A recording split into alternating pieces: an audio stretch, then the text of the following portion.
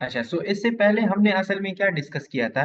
Pressure time curve discuss किया, लेकिन कौन से वाले मोड में? वॉल्यूम वेंटिलेशन में हमने डिस्कशन की है। ठीक है, लास्ट टॉपिक में हमने डिस्कस किया। अभी जो हम डिस्कशन करेंगे ना, वही प्रेशर टाइम कर्व होगा, लेकिन प्रेशर वेंटिलेशन में होगा। प्रेशर वेंटिलेशन का क्या मतलब हुआ कि आपके पास प्रेशर मोड ऑफ वेंटिलेशन में प्रेशर कर्व कैसे आए। ठीक है। सो अब आप इसको जरा देख लीजिए, आपको अगर नजर आ रहा है ना, ये वही पिक्चर है कि अगर वॉल्यूम वेंटिलेशन है तो इस तरह का वेवफॉर्म है। ठीक है। और अगर लेट से प्रेशर वेंटिलेशन है तो उसमें आपका वेवफॉर्म कुछ इस तरह का। ठीक है। अब ये जो डिटेल लिखी हुई है ना, ये मैं साथ साथ आपको बताता जाता हूँ, तो साथ में रीड करने की जरूरत नहीं है। ठीक है। अब जाते हैं, अब आप इसको जरा देख लें। अब इसमें हमने क्या करना है? नॉर्मल तो आपको ऑलरेडी पता चल गया है ना, नॉर्मल ऑलरेडी आप लोगों को पता चल गया है। सो अब इसमें आपने जो है ना क्या करना है, पेशेंट वेंटिलेटर सिंक्रोनी भी देखनी है। कि आपके पास अगर लेट से पेशेंट सिंक्रोनी एसिंक्रोनी आ रही है, सो कौन कौन से मसाइल जो है ना इसमें आ सकते हैं। देखिए इसमें आगे जो है ना, ये आप जरा देखिए, ये एक कंडीशन इसमें सिर्फ और सिर्फ रह गई। और ये कंडीशन क्या होगी? ये ये आपके पास अगर नजर आ रहा है, ये आपके पास नॉर्मल है, और ये आपके पास वॉल्यूम वेंटिलेशन में नॉर्मल है। समझ आ गई? अब एक जो कंडीशन रहती है, वो कौन सी कंडीशन है? वो असल में है ये वाली कंडीशन। अब अगर आपको ये वाला नजर आ रहा है ना, ये वही वेवफॉर्म है वॉल्यूम वाला। क्योंकि इसमें कर्व कैसे बन रहा है? ये इस तरह का बन रहा है और फिर इस तरह हो रहा है। ये प्रेशर वेंटिलेशन वाला नहीं है। ठीक है। लेकिन मैंने इसको इधर क्यों डाला हुआ है? वो इसीलिए ताकि आपको अंदाजा हो कि अगर लेट से प्रेशर वाला है या वॉल्यूम वेंटिलेशन वाला है, तो उसमें असल में क्या होगा? मसला यहाँ पे होगा, इंस्पिरेटरी में आपके पास जो है ना मसला आएगा। समझ आ रही है? कि अगर हमने क्या करना है, पेशेंट वेंटिलेटर सिंक्रोनी को फाइंड आउट करना है, what whether it is A pressure control ventilation, either it is A volume control ventilation, तो उसमें मसला किस वेव फॉर्म में होगा? ये जो फर्स्ट वाला वेव फॉर्म, इसमें आपके पास मसला आएगा। अब मसला क्या हो सकता है? अब इसको जरा आप देख लें। एक मिनट, इसको मैं इधर कर देता हूँ। हाँ, the first breath look so smooth, what does it mean? The ventilator flow is adequate, the patient is comfortable, patient and ventilator are synchronized, and this is normal patient ventilator synchrony. लेकिन अगर आपको ये वाला waveform नजर आ रहा है, तो इसमें क्या है कि सेकंड ब्रेथ है, सेकंड ब्रेथ आपके पास इरेगुलर एंड वेवी आ रही है, एंड एबनॉर्मल पैटर्न आ रहा है। सो ये आपको क्या इंडिकेट कर रहा है? ये आपको इंडिकेट कर रहा है कि एयर स्टारवेशन है। ठीक है। So the ventilator is not giving inspiratory flow for the patients demand. समझ आ गई? एक मसला आपके पास कौन सा आया हुआ था? अगर आपको याद हो ना, लास्ट वाले में हमने डिस्कस किया था। तो अगर ये आपके पास नॉर्मल है, तो यहाँ पे हमने डॉट्स बनाए थे ना, कि इस तरह का आपके पास वेव फॉर्म आ सकता है। ये वाला हम कट करेंगे और इस तरह का वेव फॉर्म आएगा। ठीक है, या इस तरह होगा या ये इस दूसरी तरफ होगा। सो ये तो ये कंडीशन होगी, ये वाली कंडीशन फ्लो का मसला है या सिंक्रोनी का। लेकिन दूसरा वाला जो मसला होगा ना, वो क्या होगा? इस तरह की आपके पास वेवफॉर्म। तो ये जो एरिया है, ये असल में क्या है? ये आपके पास फिर क्या आ जाती है? Air starvation. समझ आ गई यहां तक? इसमें आपने जो है ना कंफ्यूज नहीं होना। बस सिर्फ मैंने आपको सिर्फ और सिर्फ ये वाला स्टारवेशन दिखाना था कि जब आपके पास इंस्पिरेटरी एरिया में ये वाले मसाइल आए ना, तो इसका मतलब क्या होगा कि इसमें एयर स्टारवेशन। ठीक है। चले अब आगे चलते हैं। अब व्हाट डज मीन्स क्लिनिकली? अब ये क्लिनिकली आपको क्या बताएगा? कि आपके पास जो है ना patient not comfortable with ventilatory settings है। सो अगर पेशेंट वेंटिलेटर के साथ कंफर्टेबल नहीं है, तो इसकी वजह से क्या होगा? वर्क ऑफ ब्रीथिंग ज्यादा होगा, पेशेंट डिस्ट्रेस में जाएगा, वेंटिलेटर एसिंक्रोनी होगी, एंड पॉसिबल रेस्पिरेटरी फेटीग में पेशेंट जाएगा। ये किस चीज की वजह से जा रहे हैं? कि वेंटिलेटर और पेशेंट सिंक्रोनाइज्ड नहीं। अब how to fix a problem? So वही बात आ जाती है कि अगर लेट से फ्लो का मसला है तो फ्लो ज्यादा करे, वेव फॉर्म के पैटर्न को चेंज करे, वेंटिलेटर मोड को एडजस्ट करे, और पेशेंट वेंटिलेटर सिंक्रोनी को इम्प्रूव करे। अब ये सिंक्रोनी आप कैसे इम्प्रूव करते हैं, यहाँ पे आप देख लें। तो आप या एनाल्जेसिया देते हैं या सेडेशन देते हैं, ताकि उसकी जो है ना पेशेंट के साथ वेंटिलेटर फाइट ना करे। ठीक है, चलिए। वेरी इजी मेमोरी ट्रिक इसके लिए क्या है कि अगर आपके पास स्मूथ है वेव फॉर्म तो पेशेंट कंफर्टेबल है, और अगर वेवी है या नॉच आ रहा है तो इसका मतलब क्या हुआ कि पेशेंट वेंट के साथ फाइट कर रहा है। तो ये आपने याद, चलिए तो इसको मैं हटा देता हूँ। हाँ, अब दूसरा वाला हम स्टार्ट करेंगे, फ्लो टाइम वेव फॉर्म। अभी तक हमने क्या पढ़ा है, pressure, time, wave form. Wave उसमें हमने दो पढ़े, एक आपके पास वॉल्यूम वाला और दूसरा प्रेशर। यहां तक समझ आइए। अब हम क्या पढ़ेंगे, फ्लो वाले को हम डिस्कस करेंगे कि फ्लो का नॉर्मल पैटर्न क्या होगा, और उसमें हमारे पास कौन कौन से इमरजेंसी आ सकते हैं। अब इसको जरा देख लें। अब फ्लो आपको क्या बताएगा, फ्लो वेव फॉर्म। अच्छा, फ्लो का असल मकसद क्या होता है, फ्लो का असल मकसद यही होता है ना कि ये आपको बताएं कि असल में एयर जो जा रहा है ये फास्टली मूव कर रहा है या स्लोली मूव कर रहा है। तो how fast air moves and out of the lung over the time. Over the time आपके पास जो है ना कितना फ्लो जा रहा है और किस स्पीड से जा रहा है। ठीक है, सो वही बात कि वाई एक्सिस और टाइम जो है ना एक्स एक्सिस पे होगा। अबव बेसलाइन आपके पास क्या चीज शो करेगा, इंस्पायरेशन, और बिलो बेसलाइन आपके पास क्या चीज शो होगी, एक्सपायरेशन शो। अब इसको अगर आप देख रहे हैं, ये आपके पास नॉर्मल है। ये अच्छा, इसको मैं थोड़ा सा वो कर देता हूँ, हाईलाइट कर देता हूँ ताकि आपको समझ पाए। अब इसको जरा देख, ये जो है ना ये वेवफॉर्म यहां से लेके यहां तक, ये आपके पास कौन सा फेज है, ये इंस्पिरेटरी फेज। क्योंकि ये बेसलाइन नहीं है, ये इससे ऊपर है। तो जब बेसलाइन से जो चीज ऊपर होगी ना फ्लो वेवफॉर्म में, तो आपके पास इंस्पिरेटरी फेज होगा। और जो चीज बेसलाइन से नीचे है, तो ये आपके पास कौन सा फेज है, ये एक्सपिरेटरी फेज। समझ आ गई यहां तक। ये normal waveform of the flow है। ठीक है, जिस तरह से normal waveform of the pressure. अब ये आपको क्या चीज बताएगी, स्पेशली ये यूज होगा किस चीज के लिए, एयर ट्रैपिंग को फाइंड आउट करने के लिए, आटोपीप को फाइंड आउट करने के लिए, सिक्रीशंस को फाइंड आउट करने के लिए, और पेशेंट डिमांड को फाइंड आउट करने के लिए। इसमें हम ये दो डिस्कस करेंगे। मोस्ट कॉमनली आटोपीप को हम डिस्कस करेंगे। ठीक है, सो आटोपीप ऑलरेडी हम डिस्कस कर भी चुके हैं, तो अभी आपको समझ आएगी कि असल में हो क्या रहा है। अब इसको जरा देखिए।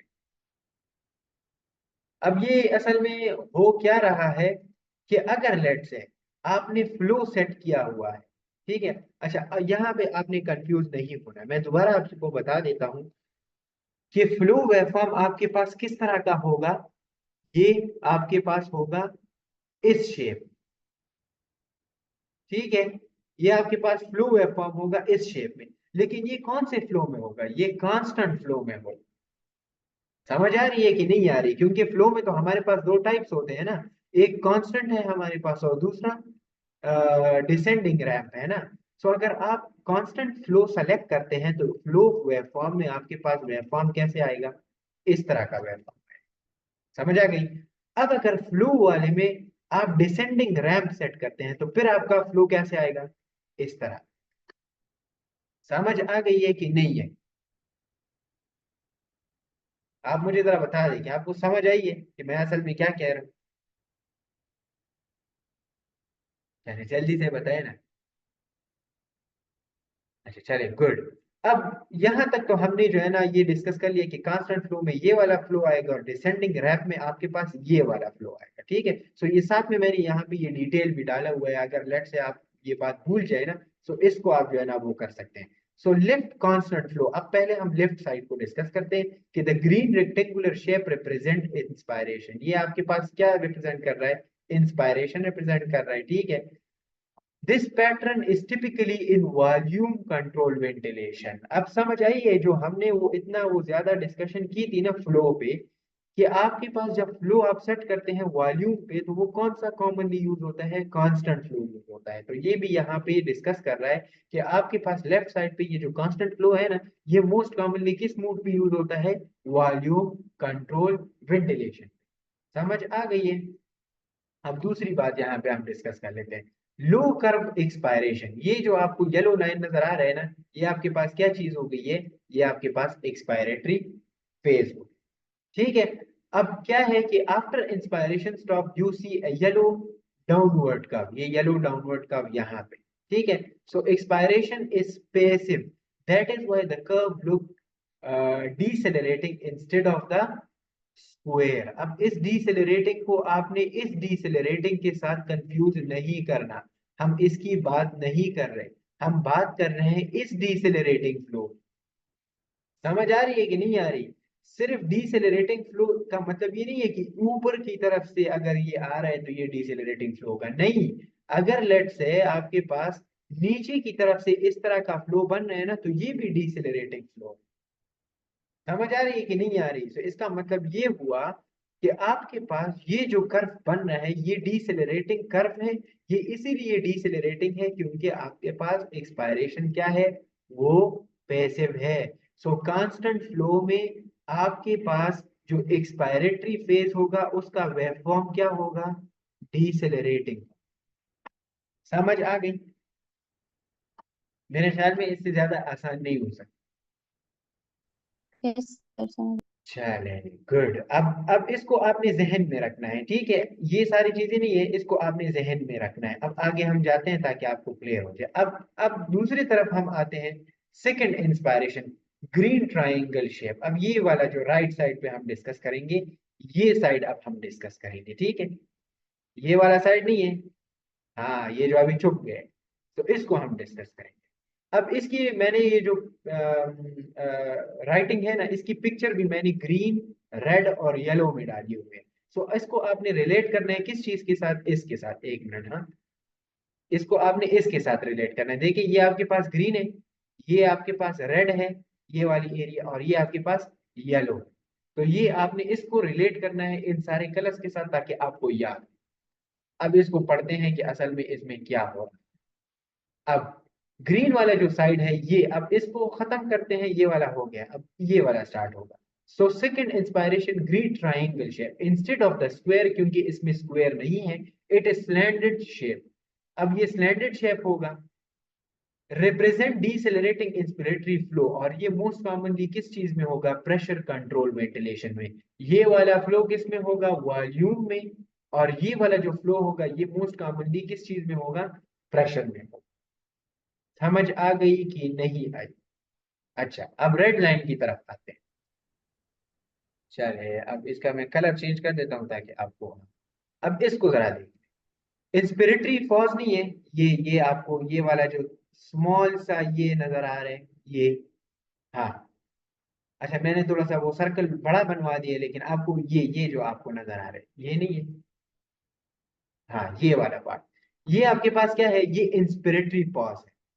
Red flat line mean inspiratory pause, zero flow होगा इसमें, आपके पास जीरो फ्लो होगा लेकिन इंस्पायरेशन हो रही होगी। इंस्पायरेशन का क्या मतलब है कि यहाँ पे तो पॉज इसीलिए किया गया है ताकि आपके पास जो गैस है ना, गैस वो लंग्स में इजीली डिस्ट्रीब्यूट हो जाए।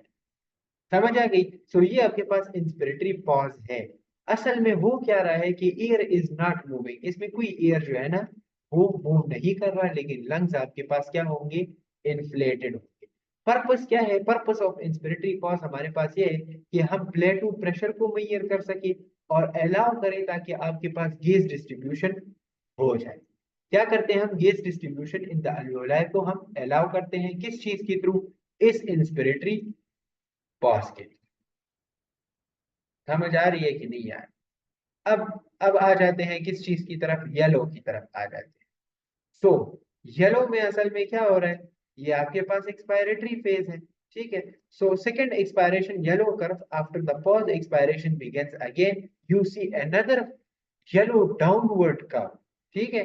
अब ये क्या है, ये यहां से डाउनवर्ड होके फिर क्या करेगा, again this is recoil, recoil करेगा, again this is a passive lung recoil, flow gradually return to the base line. अब ये देखें यहां से ये कम हुआ है ना, और फिर ये क्या हो रहा है, बेस लाइन की तरफ जा रहा है। अच्छा अब मैं यहां तक तो आप क्लियर हुए ना।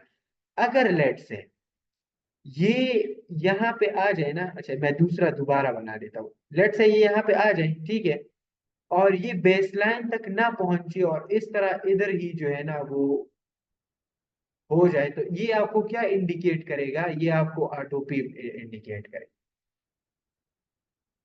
समझ आ गई कि अगर आपके पास वेवफॉर्म बन रहा है, ठीक है, ये वेवफॉर्म बन रहा है, लेकिन ये असल में बेसलाइन में नहीं जा रहा और इधर ही इसको कंटिन्यू करता है, ये बेसलाइन है ना और इधर नहीं जा रहा, तो ये आपको इंडिकेट करेगा क्या चीज, आटोपीप को इंडिकेट। अच्छा अब यहाँ पे हम नॉर्मली डिस्कस करें, ये सिर्फ नॉर्मल वेवफॉर्म है किस चीज का, फ्लो टाइम का। चले अब आगे चलते हैं। अब ये क्लिनिकली क्यों इंपॉर्टेंट है, तो ये ऑलरेडी हम डिस्कस कर चुके हैं कि आटोपीप को फाइंड आउट करते हैं। सीओपीडी में आस्थमेटिक पेशेंट में हाई रेस्पिरेटरी रेट में आपके पास एयर ट्रैपिंग या आटोपीप होता है ना, तो उसको फाइंड आउट करने के लिए हमारे पास ये वाला वेवफॉर्म इंपॉर्टेंट है। चले इसको छोड़ के आगे चलते हैं ताकि इंपॉर्टेंट इंपॉर्टेंट चीजें हम डिस्कस कर सकें।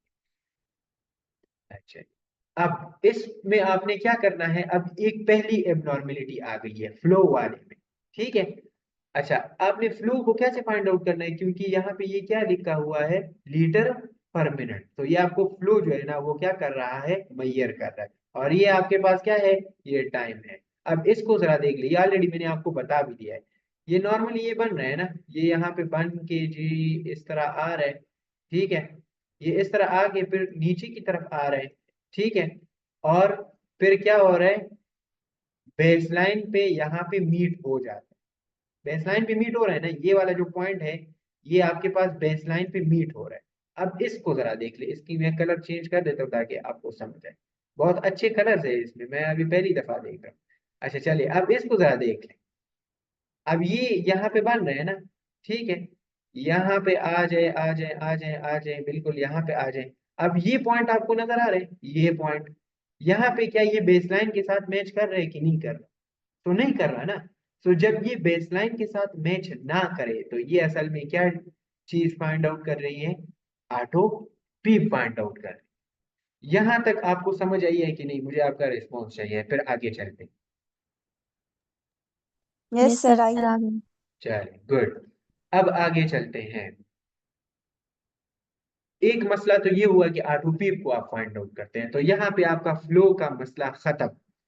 अब हम क्या स्टार्ट करेंगे, वॉल्यूम टाइम वेवफॉर्म को स्टार्ट करेंगे, ठीक है। अब जब आपको एक समझ आ जाती है ना, तो ये दूसरे वाली भी आपको फिर समझ आ जाती है कि असल में नॉर्मल क्या है और जब एबनॉर्मल होगा तो उसमें क्या चेंज आएगी। सो अब आप इसको करा दें, ठीक है, ये वाला आपको नजर आ रहा है, हाँ, ये नॉर्मल वेवफॉर्म है किस चीज का, वॉल्यूम टाइम वेवफॉर्म, ठीक है। वही वाई एक्सिस एक्स एक्सिस, और ये आपको क्या डिटेक्ट करेगा, वॉल्यूम जब होगा तो ये क्या डिटेक्ट करेगा आपको, ये टाइडल वॉल्यूम डिटेक्ट करेगा। सो इस साइड पे आपके पास टाइडल वॉल्यूम होगा और इस साइड पे आपके पास क्या होगा, टाइम होगा। अगर आपको वो बिलीविस्टा वाला इवेंट याद हो ना, तो उसमें हमने पहले आपके पास प्रेशर था, फिर वॉल्यूम और फिर फ्लो, तो वो क्या डिटेक्ट कर रहा था। अच्छा मैं थोड़ा सा वो मेरे ख्याल में मैंने इसकी पिक्चर डाली हुई है। सो ये असल में क्या कर रहा है, ये सारी चीजें आपको इंडिकेट करेगा। अब ये कैसे इंडिकेट करेगा, ये अब हम आप मैं आपको बता देता हूँ। चले आगे चलते हैं। हाँ हाँ, ये वही चीज है कि वाई एक्सिस पे क्या है और एक्सेस पे क्या होगा। सो वाई एक्सिस पे क्या शो हो रहा है कि how much air is in the lungs, कितना ml ऑफ एयर जो है ना वो डिलीवर हो रहा है, और टाइम आपको बात है क्या बताएगा कि how long the breath takes. चले अब शुक्र है ये पिक्चर मैंने डाली हुई है, वरना मैंने अभी पीछे जाना। सो अब इसको भी छोड़ दें, इसको भी छोड़ दें, क्योंकि अब आप सीनियर बन गए हैं तो ये तो आपको आती है। अब इस पे आ जाते हैं। तो ये मैंने इधर एरो भी इसीलिए डाला है ताकि आपको समझ आए ना कि ये जो आपको ये 100 और 200 और 300 और 400 नजर आ रहे हैं ना, ये असल में क्या है, ये टाइडल वॉल्यूम है। समझ आ रही है। लेकिन आप अगर यहाँ पे देख लें तो ये मूड क्या हो रहे हैं, ये मूड आपका जो है ना पीएसी है। सो पीएसी में तो हम प्रेशर सेट करते हैं, लेकिन यहाँ पे आपको टाइडल वॉल्यूम शो हो रहा है कि आपने अगर लेट से 12 का सेटिंग सेट किया हुआ है तो आपके पास कितना टाइडल वॉल्यूम जनरेट हो रहा है। यहाँ तक बात समझ आई है कि नहीं आई? जी बताएं, यहाँ तक बात समझ आई है? यस सर, आ रही है। अच्छा चलें, यस सर। गुड। आगे चलते हैं। हाँ, अब इसको जरा देख लें, ये वही चीज है जो अभी मैंने आपको जो है ना बताई हुई है। आपके पास ये वाला जो फेज होगा ना, ये ये इंस्पायरेशन होगा। सो इंस्पायरेशन फेज में क्या होगा? राइजिंग कर्व होगा। The curve rise steeply upward from the base line से होगा। This represent air flowing into the lungs. ये आपको क्या रिप्रेजेंट करेगा कि फ्लो, कि आपको जो टाइडल वॉल्यूम है वो फ्लो कर रहा है। The lungs are filling up. ये इंस्पायरेटरी फेज आपको क्या शो करेगा कि लंग्स जो है ना वो फिल हो रहे हैं। ये आपको नजर आ रहा है ना, 800 600 500 इस तरह। The phase is shorter in duration because inspiration is an active process and faster process. अब इसको आप जरा देख लें, ये आपको अभी अंदाजा हो जाएगा। ये मैंने इसलिए अलग अलग डाले हुए ताकि आपको, ये आपको नजर आ रहा है ना, इंस्पायरेशन हो गई है। हाँ, अब एक मिनट, अब इसको जरा देख लें। ये आपको नजर आ रहा है, यहां से ये स्टीपली स्टार्ट हो जाता है, लेकिन अगर आप इसको देखते हैं ना तो ये थोड़ा सा जो है ना इस तरह हो जाता है। ठीक है, अब ये मैं आपको पिक्चर दिखा देता हूँ ताकि आपको अंदाजा हो जाए। ये आपको नजर आ रहा है ना, इसमें क्या है कि द पीक, एक तो आपने ये वाला पॉइंट डिस्कस किया है, ये आपका हो गया। अब ये वाला पॉइंट डिस्कस करेंगे, ये नहीं है, ये आपका जो नजर आ रहा है ये पीक पॉइंट यहाँ पे। ठीक है, so the highest point of the curve है हमारे पास, और ये आपको क्या शो करेगा? इंस्पिरेटरी टाइडल वॉल्यूम शो करेगा। ठीक है, this is the maximum volume of air deliver in one breath, typically 500 in the ml adult. The dotted line show exactly when this peak occur and what volume was reached. अब समझ आ गई है ना कि ये जो डॉटेड लाइन आपको, ये आपको नजर आ रहा है ना ये, ठीक है, ये आपको क्या शो कर रहे हैं कि आपने कितना टाइडल वॉल्यूम, यहाँ पे लिखा होता है कि 500 है या जितना भी है, तो आपने अचीव कर लिया है। यहाँ तक क्लियर हो गया आपको कि ये पीक पॉइंट क्या होता है। अब आगे चलते हैं किस चीज के बाद, यस सर। अब यहाँ पे एक्सपायरेशन फेज पे आते हैं। सो एक्सपायरेशन फेज क्या होता है, अब इसको जरा देख। ये आपके पास स्टार्ट हुआ है इंस्पायरेशन, ये आपके पास हो गया है आपका पीक। ठीक है, और इसके बाद क्या स्टार्ट होगा? चलिए कोई अच्छा सा कलर देख लेते हैं। हाँ, ये आपके पास स्टार्ट हो गया है एक्सपायरेशन। सो एक्सपायरेशन थोड़ा सा लॉन्ग होता है क्योंकि ये पैसिव प्रोसेस। अब इसको जरा देख लीजिए writing. After the peak the curve falls back down towards the baseline, ये बेसलाइन की तरफ आएगा। This represent air flowing out of the lung. The curve falls more slowly and gradually than it rose. मतलब जो rise हुआ था वो directly था, फास्ट था, लेकिन यहाँ पे ये जो डाउनवर्ड मूवमेंट है ये आपके पास क्यों हो, क्या होगी? स्लोली होगी, because it is a passive process and it will take a longer time. ठीक है, चलिए, तो ये तो आपके पास वॉल्यूम टाइम स्केलर की नॉर्मल वेव फॉर्म। ये अभी हमने सिर्फ क्या डिस्कस किया है? Normal wave form of the volume curve. अब हम थोड़ा सा जो है ना उसकी तरफ जाते हैं। अब ये वही चीज है, अब इसको जरा देख कि यहाँ से स्टार्ट होके फिर ये यहाँ तक आता है, फिर यहाँ से स्टार्ट होके ये यहाँ तक आता है। सो ये वाली जो एरिया है ये आपको क्या शो करेगी? इंस्पिरेटरी टाइम है क्योंकि ये इंस्पायरेशन है, और ये वाला जो टाइम है ये क्या शो करेगा? ये ई टाइम शो करेगा। ठीक है, चले, अब हाँ, अब इसमें इंपॉर्टेंट चीज, अब यहाँ पे ये आपको नजर आ रहा है। अच्छा, अब मैं आपसे सवाल करूंगा ताकि आपको जो है ना, मतलब मुझे तसल्ली हो कि आपको समझ आ रही है। आप अपने आप को अनम्यूट कर सकते हैं, कोई भी बता सकता है। ये वाला फेज क्या है? ये फेज कौन सा फेज है? एक्सपायरेशन। यस, एक्सपायरेशन फेज है। ठीक है, अब ये आपके साथ क्या हो रहा है? ये बेस लाइन नहीं टच कर रहे, पीक यस, और कुछ भी पॉइंट है। इम्पॉर्टेंट थिंग इज कि आपका जो बेसलाइन है वो टच नहीं हो रहा।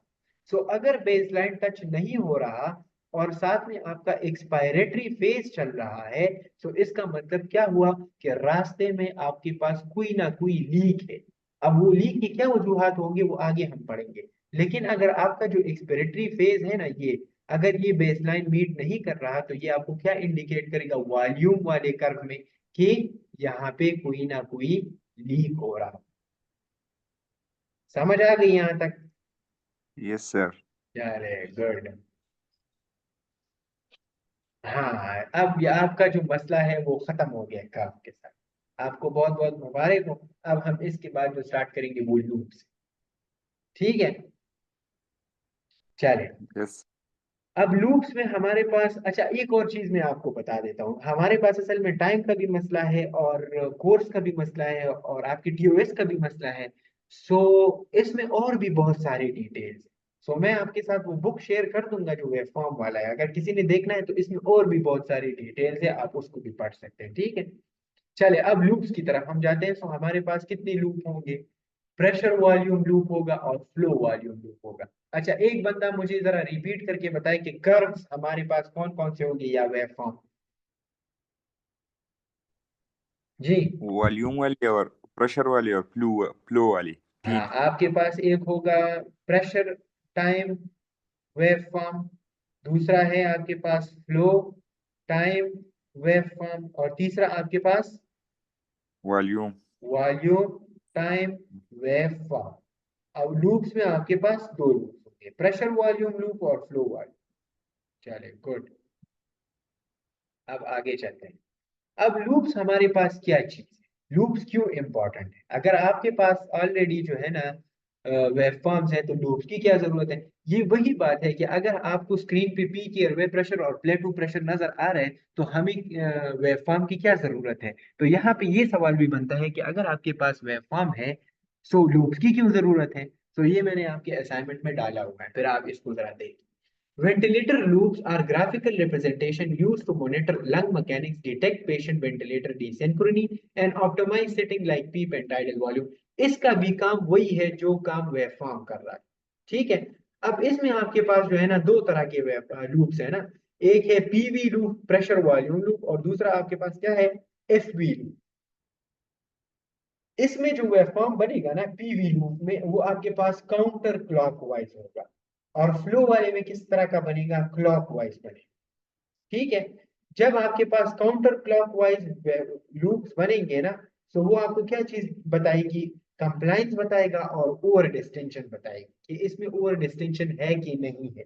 ठीक है, और फ्लो वॉल्यूम वेवफॉर्म में, सॉरी वेवफॉर्म में नहीं, लूप्स में वो क्या बताएगा आपको, obstruction leaks and air traffic. अच्छा अब आपने इसको रिलेट करना है किस चीज के साथ, उसके साथ जो ऑलरेडी हम पढ़ चुके हैं। हमने अभी पढ़ा ना कि फ्लो वाले वेवफॉर्म में क्या होता है, हमने ऑटोपीप को फाइंड आउट करना है, तो यहाँ पे भी हमने ऑटोपीप को ही फाइंड आउट करना है। ठीक है, चलिए अब आगे चलते हैं। हाँ जी, अब ये आपके पास क्या आ रहा है, पीवी लूप आ रही है। ठीक है, ये आपके पास ये वाला है प्रेशर वॉल्यूम लूप आ रहा है। सो ये जो वेवफॉर्म बनेगा ना, ये इस तरह का, ये आपका इंस्पिरेटरी फेज होगा, और फिर इसके बाद जो वेवफॉर्म बनेगा इस तरह का। ठीक है, सो वो आपके पास एक्सपिरेटरी फेज होगा, और इसको हम क्या कहते हैं, प्रेशर वॉल्यूम लूप। अब आपको समझ आ गई सर, सबर कर। हाँ, समझ आ रही है? इसमें आपको चेंज नजर आ रही है? ठीक है, अब इसको जरा देख लें, ये यहाँ पे क्या लिखा हुआ है, काउंटर क्लॉकवाइज, ये काउंटर क्लॉकवाइज जाएगा।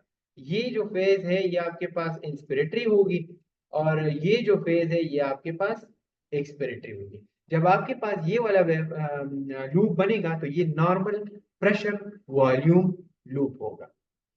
क्लियर? अच्छा,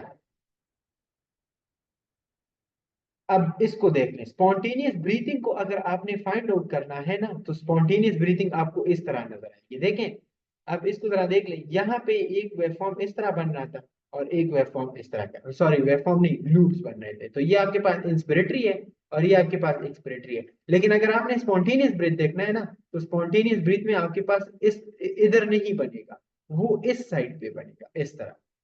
ठीक है, यहाँ पे इंस्पायरेशन हो जाएगी और फिर यहाँ से आपके पास क्या चीज स्टार्ट हो जाएगी, एक्सपायरेशन स्टार्ट हो जाएगी। तो ये आपका एक्सपायरेशन होगा, ये आपका इंस्पायरेशन। ये स्पॉन्टेनियस ब्रीथिंग को हम फाइंड आउट करते हैं। अगर स्पॉन्टेनियस ब्रीथिंग है तो यहाँ पे ये वाला फॉर्म बने। ठीक है, अब जरा देख लें।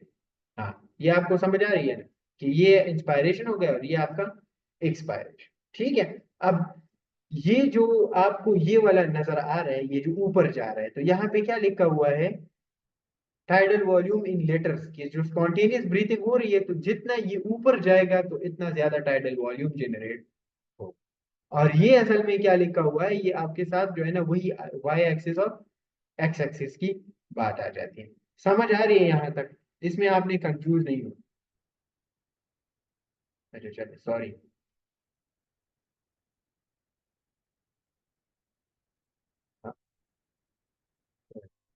ये हाँ, स्क्रीन सबके साथ शेयर हो रहा है ना? यस सर, हो रही है अच्छा शेयर। अच्छा, अब देखें, एक हमने क्या चीज डिस्कस की, मैंडेटरी ब्रेथ्स को डिस्कस। ठीक है, और दूसरा हमने क्या डिस्कस किया, स्पॉन्टेनियस ब्रीथिंग के वेव फॉर्म लूप को डिस्कस किया। तीसरा आपके पास क्या आएगा, असिस्टेड ब्रीथ आएगी। और ये कौन सा है, ये आपके पास वही प्रेशर लूप चल रहा है। ठीक है ना, प्रेशर वॉल्यूम लूप चल रहा है, उसमें ये सारे वेव फॉर्म क्या होंगे, ये नॉर्मल होंगे। अब इसको जरा देख ले, ये आपको इस तरह का यहाँ पे कुछ डिफ्लेक्शन नजर आ रहा है ना, ये आपका असिस्टेड ब्रेथ हो। अगर पेशेंट को असिस्ट कर रहे हैं ना बेड, तो आपके पास इधर यहाँ क्या बनेगा, एक डिफ्लेक्शन बनेगी और उसको हम क्या कहेंगे, असिस्टेड ब्रेथ कहेंगे। सो क्या मतलब हुआ इसका, कि एक तो यहाँ पे आपके पास ये बनेगा, ठीक है, दूसरा आपके पास इस तरह का एक बनेगा। सो ये आपके पास क्या हुआ, ये एक लूप हो गई। अब इसमें एक और चीज बनेगी, यहाँ पे ये जो, अच्छा इसको मैं कोई और कलर दे देता हूँ, ये जो बन रहा है ना ये स्मॉल सा, ये आपका क्या हो गया, असिस्टेड ब्रेथ हो गया। लेकिन इसके अलावा जो आपके पास एक बनेगी ना स्पॉन्टेनियस ब्रीथ को फाइंड आउट करने के लिए, तो वो क्या होगी, इधर आपके पास एक बनेगा और इसके अलावा इस तरह का आपके पास एक और बन जाएगा। मेरे ख्याल में सही वाला डायग्राम बना है, अगर आप इसको देखें। इसमें कंफ्यूजन है अभी की नहीं है? परफेक्ट ठीक, है सर। चलो, सही है। गुड। अब आगे चलते हैं। हाँ जी, अब आपको समझ आई है कि असिस्टेड ब्रेथ को आप जब कंबाइन करते हैं तो ये किस तरह का नजर आएगा। ठीक है, अब इसको देखते जाए। हाँ, इसमें सिर्फ इंस्पायरेशन दिखाया गया है, इसमें क्या दिखाया गया है, ये आपको नजर आ रहा है ना ये वाला पार्ट, तो ये असिस्टेड ब्रेथ। जब आप लूप देखते हैं ना और उसमें आपके पास ये वाला वेव फॉर्म नजर आए, सॉरी लूप नजर आए, तो ये आपने क्या वो करना है कि ये आपके पास असिस्टेड ब्रेथ। ठीक है, चलिए। अच्छा जी, अब इसकी वही डिस्कशन जो ऑलरेडी हम डिटेल में कर चुके हैं, ये भी हम कर लेते हैं। सो प्रेशर वॉल्यूम लूप क्या होता है कि एक्स एक्सिस में हमारे पास क्या होगा, एयरवे प्रेशर होगा, और लंग वॉल्यूम आपके पास वाई एक्सिस में होगा। So it is used to assist lung compliance, determine optimal peak, lower inflection point. अच्छा, ये इन्फ्लेक्शन पॉइंट क्या होता है, अपर इन्फ्लेक्शन पॉइंट क्या होता है, ये मैं आपको बता देता हूँ अभी। आपके पास दो तरह के इन्फ्लेक्शन पॉइंट्स होते हैं, एक है लोअर इन्फ्लेक्शन पॉइंट, दूसरा है अपर इन्फ्लेक्शन पॉइंट। ठीक है, अब मैं आपको आगे बता देता हूँ कि इसमें आपके पास कौन कौन से इन्फ्लेक्शन पॉइंट होते हैं। ठीक है, अब इसको जरा आप देख लें, ये वही वेवफॉर्म है जो अभी हमने बनाया हुआ था। ठीक है, इसमें कुछ ज्यादा वो है नहीं। ये आपके पास एंटी क्लॉक होगा, ये वाला, और ये आपके पास क्लॉक वाइज। हाँ, इसको आप जरा देख सकते हैं। इसमें क्या है, अब इसमें मसाइल आ रहे हैं। ठीक है, अब एक मसला क्या है यहाँ पे आ रहा है कि ये जो डॉटेड यहाँ पे है ना, ये क्या होगा, इसमें चेंज आएगी। अब ये चेंज आपको क्या चीज जो है ना वो डिटेक्ट करेगा, तो वो हम आगे पढ़ेंगे। देखें, अब यहाँ पे आप देखें, हमारे पास 3 मिनट है तो इसको हम कवर कर लेते हैं। ठीक है, अच्छा इसको आप जरा देखें, इसमें क्या है कि अगर लेट से फ्लैटर पीवी लूप आ रहा है तो it will indicate decrease compliance stiff lungs and while a more upright loop indicates increase compliance. अब यहाँ पे आपको ये क्या नजर आ रहा है, ये आपके पास एक इन्फ्लेक्शन पॉइंट है और ये आपके पास दूसरा इन्फ्लेक्शन पॉइंट है। ये अपर इन्फ्लेक्शन पॉइंट है, ये लोअर इन्फ्लेक्शन पॉइंट है, ठीक है। सो अगर आपके पास फ्लैटर पीवी लूप आ रहा है, so it will indicate what, a drop in the compliance, higher pressure for the same volume. एक सेम वॉल्यूम को, अब देखें इसको आपने कंफ्यूज नहीं बना, इस पॉइंट को आप देख लें और इस पॉइंट को आप देख लें, ठीक है। सो इस पॉइंट पे भी same to same tidal volume जो है ना अचीव हो रहा है यहाँ पे, ठीक है। और इस पॉइंट पे भी सेम टू सेम अचीव हो रहा है। सो क्या मतलब हुआ कि आपका जो कंप्लायंस है वो खराब हुआ है। वो इसीलिए खराब हुआ है कि कोई मसला है। सो सेम प्रेशर पे वही सेम टाइडल वॉल्यूम अचीव नहीं हो रहा। आपके लिए क्या रिक्वायर्ड है, ज्यादा प्रेशर रिक्वायर्ड है। समझ आ गई है। सो ये वाला जो एरिया है ये क्या हुआ है, ये प्रेशर हाई हुआ है ताकि आपके पास ये वाला टाइडल वॉल्यूम अचीव हो जाए। सो सेम टाइडल वॉल्यूम के लिए जो प्रेशर पहले रिक्वायर्ड था वो अब रिक्वायर्ड नहीं है, वो ज्यादा हो गया है। ये आप जरा देख लें, ये ज्यादा हो गया है इसीलिए क्योंकि कंप्लायंस कम हुआ है। सो इसका मतलब क्या हुआ कि जब आपके पास प्रेशर हाई हो जाए तो इस तरह का फ्लैट लाइन आएगा और ये आपको इंडिकेट करेगा कि कंप्लायंस कम हो गया है, ठीक है। यहाँ तक कोई मुश्किल है या कोई बात मतलब समझ नहीं आई तो बता दें, 1 मिनट है ताकि उसको फिर जो है ना वो खत्म कर लेते हैं। अच्छा चलिए, ये 1 मिनट में ये भी कवर हो जाएगा। अब इसको जरा देखें, इसको, ये अगर आप देख लें, ये बर्ड बीक की तरह होता है, वो चोंच नहीं होता बर्ड का, ये उस तरह का है। सो ओवर डिस्टेंशन आपको क्या वो जो है ना कर रही होती है। सो अपर पार्ट हमारे पास क्या है, थोड़ा सा लॉन्ग हुआ है, ठीक है। सो ये आपको क्या चीज जो है ना वो इंडिकेट करती है कि आपके लंग्स में ओवर डिस्टेंशन, ठीक है। अब क्या हो रहा है कि ये इंस्पिरेटरी प्रेशर अपर इन्फ्लेक्शन पॉइंट है, लोअर इन्फ्लेक्शन पॉइंट, तो ये आपके पास ये जो सी है ना, ये लोअर इन्फ्लेक्शन पॉइंट है, बी आपके पास अपर इन्फ्लेक्शन पॉइंट है। तो अपर इन्फ्लेक्शन पॉइंट में आपके पास क्या हुआ है कि इस तरह का एक बीक बना हुआ है। तो ये जब बीक बनेगा ना तो इसका क्या मतलब हुआ कि आपके पास over distension of the lung हुआ है। चले इसको यहाँ पे वाइंड अप करते हैं, दोबारा मैं आपके साथ शेयर करता हूँ, मेरे ख्याल में 10-15 मिनट लगेंगे उसका, उसके बाद ये फॉर्म खत्म हो जाएंगे, ठीक है। चलो।